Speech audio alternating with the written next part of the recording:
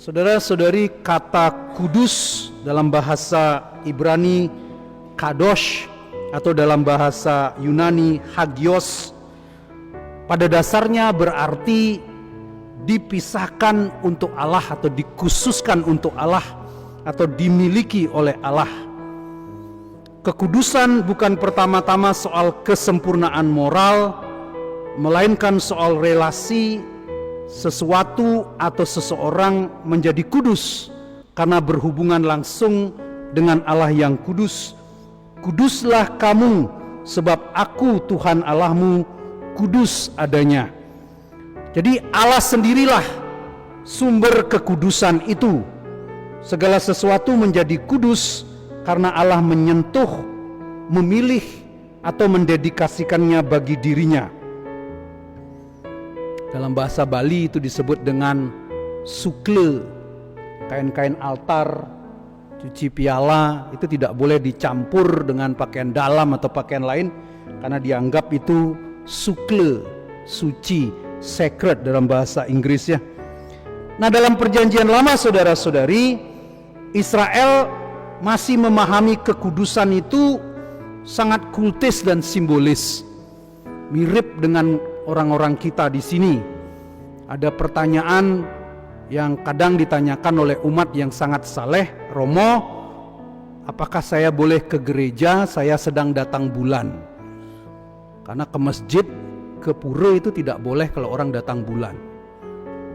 Orang bertanya, tanggal 2 November itu ada yang telepon saya tanya, saya boleh enggak ke kuburan karena saya lagi datang bulan? Itu pertanyaan yang lahir dari semangat saleh, tapi kesalehan itu kesalehan yang kultis, kesalehan yang berhubungan dengan upacara. Kalau saya kentut waktu misa gimana Romo? Saya dosa enggak? Kamu doa aja 3 Salam Maria. Tuhan Yesus disalib, dia langsung tutup hidungmu karena bau kentutmu kayak bangke. Apakah Tuhan bisa tersinggung? Jadi pertanyaan-pertanyaan seperti ini berangkat dari pemahaman tentang kekudusan itu bersifat kultis, berkaitan dengan upacara, ritus-ritus.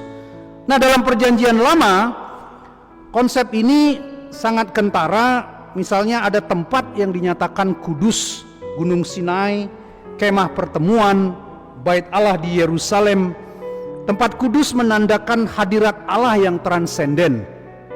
Lalu ada juga barang-barang kudus seperti tabut perjanjian, bejana persembahan, alat ibadah. Lalu kemudian ada juga waktu kudus, hari Sabat, tahun Yobel. Semua ini mengajarkan saudara-saudara bahwa Allah berbeda, tidak bisa disamakan dengan yang profan.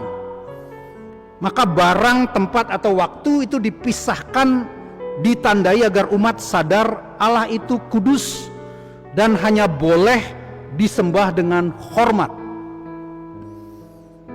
Manusia juga disebut kudus, tapi lebih dalam arti kolektif. Umat Israel dipanggil sebagai bangsa kudus, kadosh, karena mereka dipilih oleh Allah dalam kitab Keluaran. Namun penekanannya masih pada suatu status sebagai umat, bukan pada pribadi masing-masing. Lalu kemudian dalam perjanjian baru saudara-saudari, dengan kedatangan Kristus, kekudusan tidak lagi hanya berkaitan dengan tempat atau benda, tetapi dengan pribadi manusia yang disatukan dengan Kristus. Para Romo dengan menerima sakramen imamat, dia dinyatakan sebagai orang kudus karena sakramen itu. Maka dosa yang berkaitan dengan seorang Romo itu disebut dengan sakrilegi. Romo itu dipukul, orang yang memukul itu dia terkena dosa sakrilegi. Suster-suster ini termasuk barang-barang kudus. Jadi benda-benda kudus yang dikuduskan karena kaul-kaul yang mereka ikrarkan. Maka disebut sebagai bukan saja biarawati tetapi juga rohaniwati, orang-orang yang hidup dalam kehidupan rohani lebih banyak daripada kehidupan duniawi. Maka itu disebut sebagai rohaniwati atau rohaniwan, rohaniwati. Jadi dengan hubungan kita dengan Kristus, kita disatukan dengan Kristus, maka kemudian kita menjadi kudus. Dengan menerima komuni kudus, kita menerima sesuatu yang kudus dan kita menjadi kudus. Yesus sendiri adalah Emmanuel, Allah hadir di tengah manusia, bukan hanya di tempat tertentu. Jadi dengan menerima Sang Emmanuel, komuni kudus itu, kita kemudian menjadi kudus. Tubuh Kristus adalah bait Allah sejati. Rombak bait Allah ini, dalam waktu 3 hari aku akan mendirikannya kembali. Dengan demikian Yesus menyamakan tubuhnya sebagai bait Allah. Setelah wafat dan kebangkitannya, kita percaya dibaptis ke dalam Kristus, sehingga tubuh kita menjadi bait Roh Kudus. Karena itu Rasul Paulus selalu dalam suratnya menyapa umat itu sebagai orang-orang kudus. Hiduplah di dalam kekudusan. Kekudusan sekarang bukan status kolektif sebuah bangsa, tetapi menjadi identitas pribadi.